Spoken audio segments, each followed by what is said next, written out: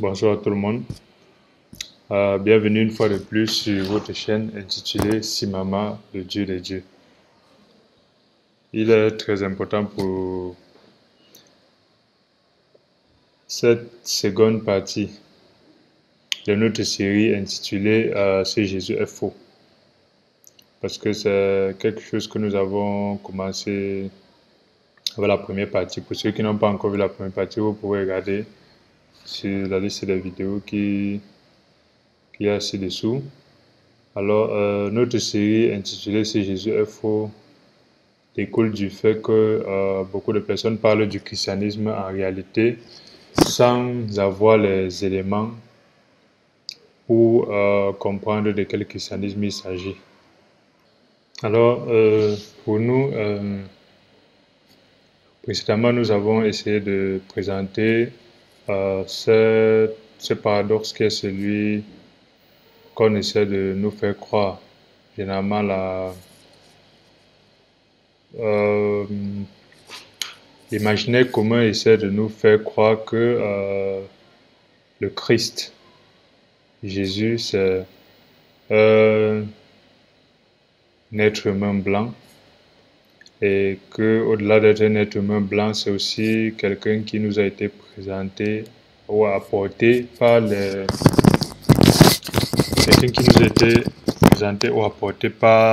blancs, par les colons. Et cette idée-là fait son chemin et nous avons découvert que c'est totalement faux. Et pour le cas particulier du Cameroun, nous avons vu que avant que le colon arrive, il y avait déjà des missionnaires noirs qui ont apporté l'évangile des anciens esclaves qui ont apporté l'évangile au Cameroun. Nous découvrons qu'en Afrique, il y a eu l'évangile arrive en Afrique dès acte 2. Dès acte 2, ça veut dire moins de 10 ans après la crucifixion de Jésus-Christ par l'eunuque éthiopien, vers acte 9, par l'eunuque éthiopien qui était la main droite et le ministre de Candace qui était la reine de Nubie. Alors, Philippe lui a prêché l'évangile et lui aussi il a prêché l'évangile lorsqu'il est arrivé en Afrique, en Éthiopie et dans tous les royaumes. Il faut savoir aussi que l'Éthiopie et l'Égypte c'était des centres assez importants. Et dès la fondation aussi du christianisme, il y a eu une puissante installation de l'évangile en Égypte. Jusqu'aujourd'hui, nous avons ce qu'on appelle les chrétiens coptes d'Égypte qui sont millénaires. Et vous savez, le problème avec le christianisme aujourd'hui, c'est qu'on a le christianisme du clergé qui crée des stars en termes d'église, des stars en termes de personnes. Et ceux qui existent sans être connus ont fait semblant qu'ils n'existent pas. C'est pourquoi il y a un christianisme millénaire en Éthiopie, un christianisme millénaire en Égypte. Donc on ne peut pas dire que le christianisme est venu avec le blanc. Et ça aussi, c'est une grande tromperie. Aujourd'hui, nous réfléchissons sur déjà, donc lorsqu'on a évacué le fait que tant pis pour celui qui croit à un Jésus blanc, avec les longs cheveux blonds et des yeux bleus, et celui qui croit à un Jésus qui ressemble à un acteur de film, celui qui croit à un Jésus qui est un juif qui a vécu, qui est un juif supposé être blanc qui a vécu il y a quelques années. Vraiment, ce Jésus-là, celui qui croit en ça doit subir les conséquences d'être exploité justement par des gens qui présentent ce Jésus-là. Donc les adeptes de la religion.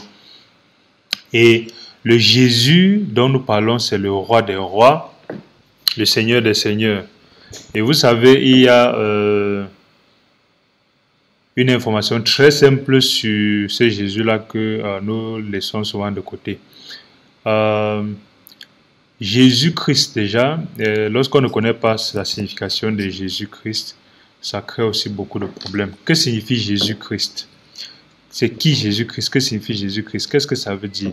En fait, Jésus en lui-même n'a pas de nom propre. Donc Joseph, on ne peut pas dire si Joseph s'appelait Joseph Ousmane. ou Marie, femme de Ousmane, femme de Joseph. Un exemple, si Ousmane est un nom et Joseph le prénom. Jésus n'était pas donc Jésus Ousmane, fils de Joseph et de Marie Ousmane. Mais Jésus, en fait, a un nom donné par Dieu qui est lié à une signification. Donc, vous devez connaître Jésus à travers la signification de qui il est et non à travers le nom et l'image qu'on vous donne de Jésus. Jésus signifie en lui-même littéralement le Dieu qui me donne le salut, le Dieu qui sauve. Et son nom a été donné dans Matthieu 1. Matthieu 1, si nous regardons dans Matthieu 1, lorsque l'ange, puisque dans Matthieu 1, on donne la généalogie, et après, lorsqu'on regarde, lorsque l'ange annonce dans le verset 21, l'ange dit, elle enfantera un fils, tu lui donneras le nom de Jésus, c'est lui qui sauvera son peuple de ses péchés. Voilà déjà la définition première de Jésus, le roi des rois, dont nous adorons et dont nous parlons chaque jour. C'est le moyen que Dieu utilise pour sauver le peuple du péché. Et il n'y en a aucun autre. Voilà déjà la signification de Jésus. Et lorsqu'on appelle donc Jésus-Christ, Christ est un concept qui n'est pas lié à la naissance de Jésus, mais Christ est un concept qui débute dans l'Ancien Testament. Les Juifs et les peuples ont toujours su à un moment donné que Dieu devait envoyer un sauveur. Et ce sauveur-là devait être celui-là qui devait réconcilier l'humanité avec Dieu. Des gens ont par des subterfuges créé une certaine réconciliation des peuples juifs avec Dieu. Non, c'était l'humanité avec Dieu. Dieu n'a pris le peuple juif que comme modèle, comme template, comme exemple. Parce qu'il n'avait pas à prendre les juifs, après venir prendre un peuple africain, aller prendre un peuple caucasien, aller prendre un peuple chinois, aller prendre... Ça devait déjà créer un amalgame qui n'avait aucun sens. Il fallait choisir un. Et s'ils choisissaient les Chinois, on devait dire que non, là on adore le Dieu des Chinois, on adore le Dieu. Donc les Juifs ne sont rien dans la société, ils ne sont qu'un peuple pris parmi tant d'autres. À travers Abraham, à travers Jacob, ça aurait pu être n'importe qui, mais ce n'est pas là le plus important. Le plus important, c'est que les peuples ont toujours attendu loin. Les peuples ont toujours attendu le Christ. Et qu'est-ce que le Christ? Le Christ, en fait, ça vient du grec. Parce que lorsqu'on a traduit la Bible, il y a des traductions qui sont le fait de donner un sens à un mot. Il y a la translittération qui est le fait de trouver un mot qui se prononce un peu comme celui qu'on est en train de vouloir traduire. Dans la translittération en grec, Christ vient du mot Christos. Christos, en fait, apparemment, Christos qui signifie oindre d'huile, si je ne me trompe pas, oindre d'huile. Alors, Christ, en fait, le Christ a toujours, le Christ en grec, on a pris le verbe Christos qui est oindre d'huile, on a retiré de ça Christos, qui est loin. Et c'est comme ça qu'on a donc en français Christ, ou en anglais Christ. Mais en réalité, ce on-là était écrit dès la fondation par Mashiach. C'est pour ça, en réalité, une des prononciations pour ramener Christ à son appellation primaire, c'est Yeshua Mashiach. Yeshua Mashiach. Mashiach, c'est loin de Dieu. Loin et le consacré. Parce qu'en réalité, l'agneau de Dieu qui enlève le péché du monde a toujours été attendu. Et il est loin. Dieu en a parlé à travers David dans plusieurs psaumes où on parle de loin de Dieu. Et c'est là on parle de Mashiach. Donc Jésus a deux niveaux. Naturellement, son nom évoque deux choses. Le Dieu qui donne le salut. Et le second, c'est loin et le consacré de Dieu. Alors, lorsque nous regardons sous cet angle-là, nous évitons donc de voir que Jésus est un homme. Jésus est un oint de Dieu. Mais lorsque nous voyons ce niveau de oint de Dieu, alors c'est un premier niveau par rapport à son travail, par rapport à sa fonctionnalité. Mais nous sommes aujourd'hui à l'ère où Jésus n'est plus seulement loin de Dieu, il n'est plus seulement le Dieu du salut, il a déjà accompli cette tâche-là. Jésus aujourd'hui est le roi des rois. C'est pour ça que le livre de Colossiens explique clairement. Donc, celui qui voit Jésus comme un homme, un blanc avec les yeux bleus, ça c'est déjà la base de l'ignorance, la base de la destruction. Et avec ça, on ne peut avoir que ce christianisme qu'on a là, de division, ce christianisme sans force, ce christianisme de non-impact, ce christianisme où on peut se dire, mais le résultat n'est vraiment pas fameux. Mais lorsqu'on voit le Christ déjà au second niveau, dans le premier niveau, c'est le Christ religieux, qui a une image d'homme dans la tête avec une représentation de caucasien, tout ça. Le deuxième niveau, c'est le Christ qui est en fait en ce moment vu de façon nominative comme Yeshua Mashiach, le Dieu du salut, le Messie. Parce que le Messie, que signifie Messie? Le Messie, c'est celui qui sauve. C'est celui qui sauve. Le Messie, c'est le sauveur. Alors Jésus a le deuxième niveau, c'est qu'il est notre sauveur. Mais ça ne suffit pas, parce que si le chrétien est de nouveau vit avec le Jésus, le sauveur, il va devenir un chrétien faible, sans puissance, et il va devenir plus tard un chrétien religieux, parce que lorsqu'on est dans la monotonie de « je suis sauvé, ça va, je vis ma petite vie, ça me suffit », ça on ne peut pas vraiment être d'impact. Et ça, c'est en fait tuer le charisme de Jésus-Christ, parce qu'il y a un autre niveau de Jésus, roi des rois. Jésus qui est le prince de toutes les principautés, le roi de tout ce qui est dans les cieux et le roi des démons aussi. Parce que c'est quelque chose qui a créé beaucoup de remous déjà, et dû à l'ignorance, on a souvent peur de dire ça. Jésus est le roi, pas seulement des démons, mais il est aussi le roi des démons. Ça veut dire, lorsque les gens se retrouvent à 20 ans, 10 ans, 15 ans, de cheminement avec Dieu à combattre les démons, vous voyez des très grands pasteurs, des grands hommes de Dieu, dont leur quintessence, leur existence est liée au fait qu'ils passent le temps à combattre les démons. Ça veut dire qu'ils méprisent le roi des rois. S'ils avaient découvert Jésus, le roi des démons, ils auraient su que Jésus, quand il parlait, lorsque Jésus approchait des démons, ces démons-là avaient peur. Pourquoi viens-tu encore nous tourmenter? Ça veut dire que ces démons-là ne voyaient pas l'aspect Jésus sauveur, mais ils voyaient l'aspect Jésus leur roi. Pas Jésus leur roi, il est réduit au roi des démons, mais Jésus qui est au-dessus d'eux. C'est pourquoi nous regardons souvent dans Colossiens. En fait, le chapitre 1 de Colossiens explique déjà. Le chapitre 1 de Colossiens nous fait voyager du Jésus sauveur vers le Jésus qui est le roi de toutes les principautés. Donc, il nous fait voyager d'un point A à un point B, d'un Jésus à un point. Parce que l'épisode 1, nous avons voyagé du Jésus qui est un blanc vers le Jésus sauveur.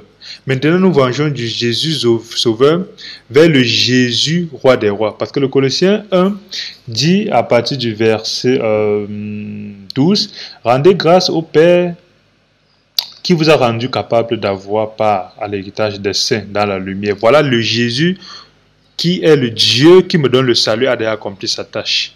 Loin de Dieu a déjà fait son travail. L'agneau de Dieu qui a ôté les péchés du monde a déjà fait son travail. Alors, on ne doit pas rester là. On doit avancer. Il dit, qui nous a délivrés de la puissance des ténèbres et nous a transportés dans le royaume du Fils de son amour, en qui nous avons la rédemption, la rémission des péchés. Ça, c'est un acquis. Et maintenant, il continue, dit, verset 15, il est l'image du Dieu invisible, le premier-né de toute la création. Le premier-né de toute la création. Ça veut dire qu'il est même au-dessus de Satan. l'ange de lumière.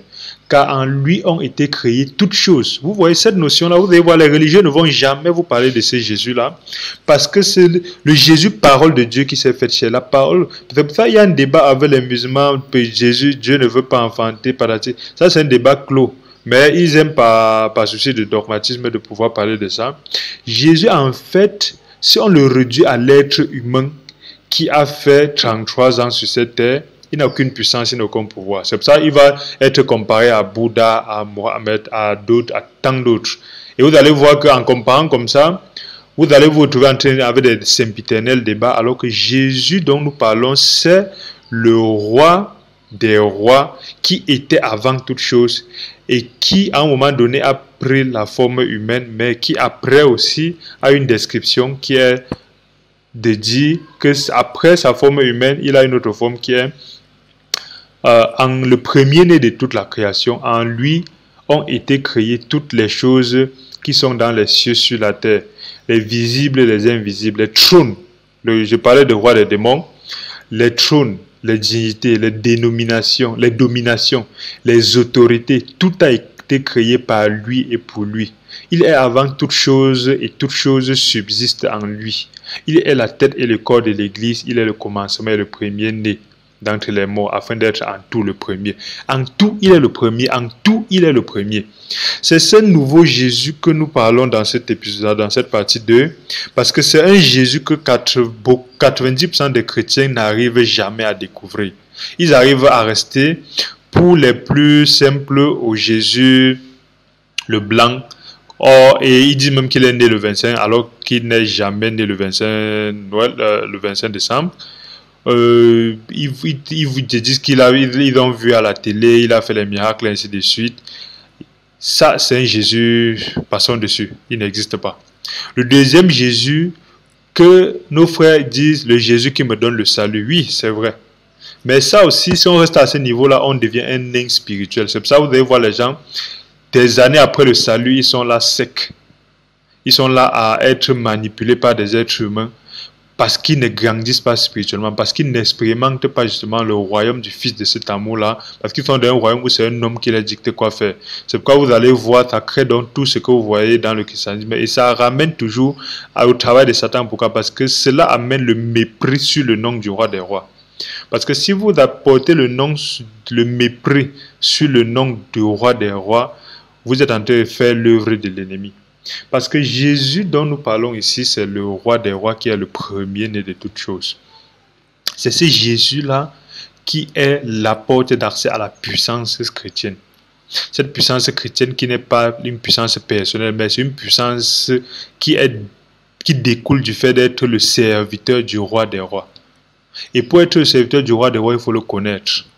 On ne peut pas avoir un pouvoir juste parce qu'on a dit que Jésus avait la bouche. On a découvert ce nouveau Jésus-là dont la Bible parle. Donc, pour ne pas être long, je vais vous donner un exemple. Il y a beaucoup de personnes qui cheminent avec Dieu pendant des dizaines d'années, mais puisqu'ils ne découvrent jamais Jésus qui est le roi des rois, prince de toutes choses. En lui, toute chose a été faite et toute chose est en dessous de ses pieds. Alors, nous arrivons à un niveau où, un jour, il y a une de mes mamans, il y a ma mère, une grande prédicatrice de l'évangile en qui Dieu a donné un don et un très large cœur, mais qui malheureusement a été embrigadée sous la coupe de la religion et des manipulateurs. Aujourd'hui, notre prière est juste que Dieu l'ouvre les yeux, parce que chacun doit pouvoir découvrir ce Jésus-là naturellement. Alors, un jour, elle m'appelle. Moi aussi, quand je ne connaissais pas encore justement ce Jésus, roi des rois, elle me dit quelque chose qu'elle a dit à plusieurs autres personnes. Elle me dit, elle me dit, mon fils, de temps en temps, j'ai un esprit qui vient m'attaquer et me met mal à l'aise et peut-être me combat avec moi ou me met mal à l'aise ou prend possession de moi ou mon corps fait un genre. Moi, ne connaissant pas ce Jésus, roi des rois, prince de toutes choses, et on nous avait formés dans le déni. que tout ce qui est surnaturel, tout ce qui est, il y a une explication. Et on nous a dit c'est la pensée. C'est une imagination. Donc tout ce qui est surnaturel, c'est une imagination. Alors je lui ai dit, maman, sûrement c'est ton imagination, sûrement ça n'existe pas. Et c'est en découvrant ce Jésus puissant que j'ai compris qu'en réalité, ma maman était attaquée. Je ne sais plus si actuellement, elle a encore ces expériences-là. Mais à ce moment-là, elle était attaquée périodiquement par un démon qui venait l'attaquer. Mais étant déjà chrétienne et née de nouveau, elle n'avait pas cette connaissance-là de ce Jésus qui lui donne l'autorité sur tous les démons, qui lui donne l'autorité sur toutes choses. Alors, si elle avait eu cette connaissance-là, si moi-même j'avais eu cette connaissance-là, on aurait dit, arrière de moi, Satan, on aurait indiqué exactement, on aurait intimé l'ordre, on aurait déclaré clairement à ces démons-là, ne passe plus jamais dans cette maison au nom de Jésus-Christ. On aurait dit, nous, serviteurs du roi des rois, le roi qui est hiérarchiquement plus grand que ton maître, Satan, t'intime l'ordre de ne plus jamais passer autour de cette maman. Mais nous n'avions pas cette connaissance-là. Malheureusement, je ne sais pas si aujourd'hui elle reçoit toujours ces visites de ces démons-là. Mais quand la parole de Dieu dit « Mon peuple paye faute de connaissance », ce n'est pas forcément la connaissance livresque. C'est lorsqu'on ne connaît pas son identité, lorsqu'un serviteur ne connaît pas la force de son maître, il ne peut pas utiliser la puissance de son maître. C'est pourquoi vous allez voir les serviteurs du Dieu, roi des rois, vous allez voir des chrétiens qui sont misérables, ce qu'ils font ne marche pas, ils sont là secs, ils se retrouvent en train d'envier les gens du monde, ils envient les religieux, ils se disent mais c'est quel genre de Dieu? C'est justement parce qu'à un moment donné, le manque de connaissance fait qu'ils sont restés au Jésus religieux ou au Jésus sauveur. On a mis sur leur tête une dalle. On a limité leur Saint-Esprit. C'est pour ça qu'on ne leur parle même pas du Saint-Esprit. On leur dit que c'est quelque chose qui n'existe pas, c'est virtuel, tout ça.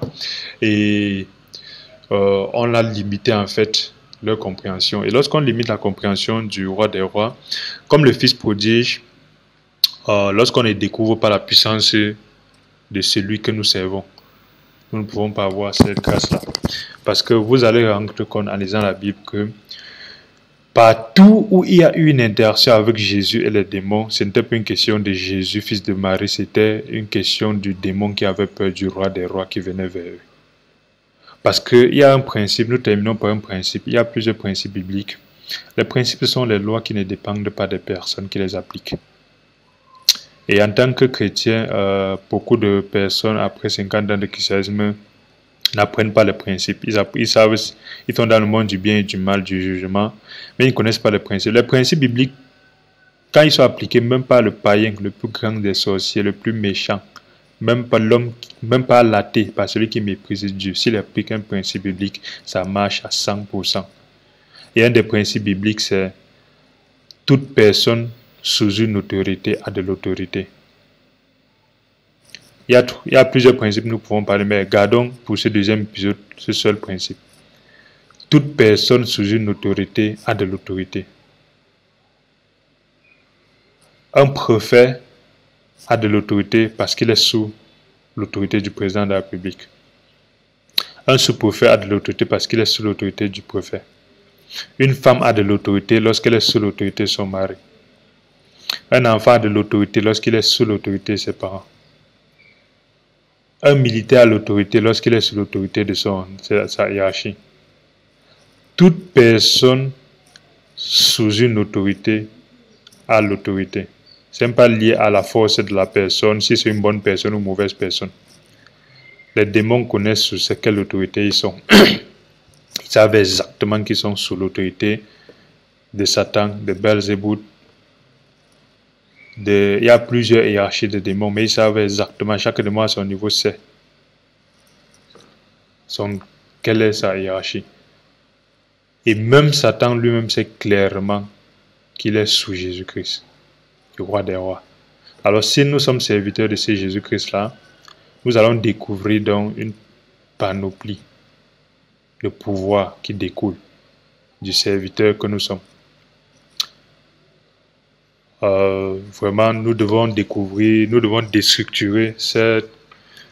Parce que Satan, le travail de Satan, de l'ennemi aujourd'hui, c'est de changer la perception que nous avons de notre roi. Et lorsqu'on change la perception qu'on a de notre roi, automatiquement, on adore un fake Jésus, on adore un Jésus idole, un Jésus qui est un blanc, un Jésus qui... On adore tout sauf Jésus, mais on a le mot Jésus dans la bouche. Donc, n'oubliez pas, nous allons continuer à déconstruire en fait ce faux Jésus que nous avons eu à cheminer avec lui pendant des années. Et n'oubliez pas de vous abonner à la chaîne, de cliquer sur la cloche de notification. Portez-vous bien et à bientôt. Donc n'oubliez pas, Jésus, c'est le Dieu qui me donne le salut. Christ, c'est loin et le consacré de Dieu. Et Jésus, c'est Emmanuel, le Dieu avec nous. Donc Jésus, ce Jésus-là est différent de celui dont nous chantons chaque jour. Et ce Jésus dont nous parlons là, nous commençons jamais à percevoir la puissance qu'il y a dans ce Jésus-là. Donc, portez-vous bien et à bientôt.